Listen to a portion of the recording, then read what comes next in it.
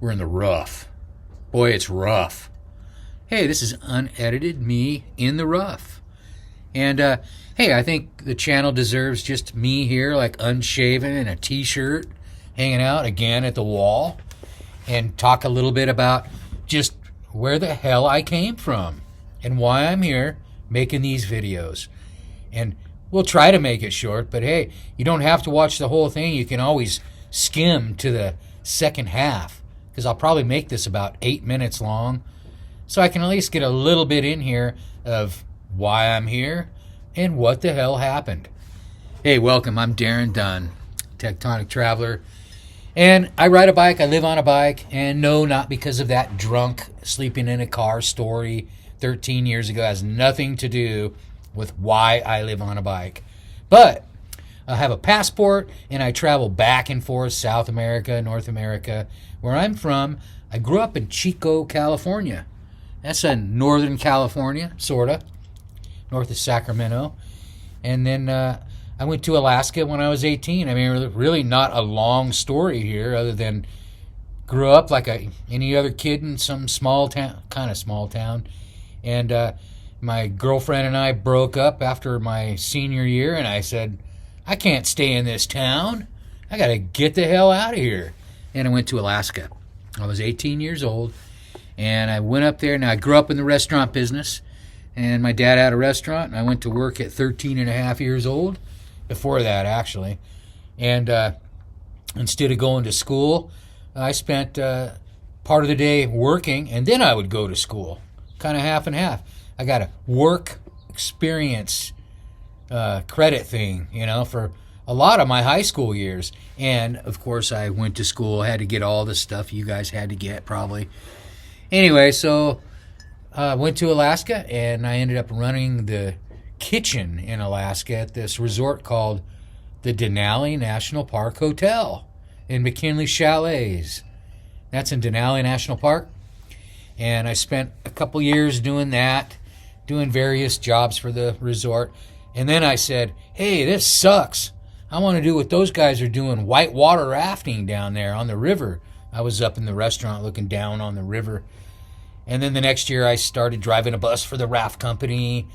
I was a warehouseman for the raft company. And then I became a guide, and I guided whitewater raft trips for a bunch of years and did all that. And then I started guiding alpine mountaineering trips in the Alaska range. I climbed Denali when I was 22. And then I went back again and again and again and again. Climbed a whole bunch in the Alaska range and went to the Himalayas when I was 25. And I taught glacier travel for a bunch of years. Glaciers were my life. Glaciers, before the bike, were my life, and mountaineering. And I would climb in Yosemite every spring, and then I would go to Alaska. That was my thing. With my climbing partner, every year for about 23 years. And then we would go to places like Thailand and climb limestone. And we would climb in the Himalayas and then come back. And it was sort of this routine I did for a long time. It was my life. And then after I got divorced, I started spending more time in Alaska doing construction and less time guiding. And then I sort of got in the doldrums of construction work, which I'd always done in the winter. I've worked construction 40, 50, 60 below zero for many years. And then finally got burnt out on it and decided to get on the bike and go to South America during that thing that happened a few years ago. South America's in my heart. I spent a year straight there, never came home, never saw anybody, didn't see my family at all. That was rough, but I needed to be down there in the Andes during that thing that happened. So ever since that all came down, I've been traveling around. I work for a certain company, and I work for myself, still doing carpentry projects all over the place.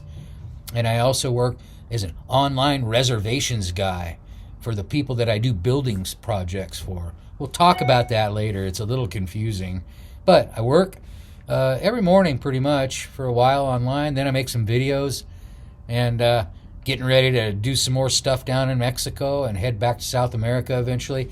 Things are getting a little weird down there near where I live in South America, really close to Venezuela.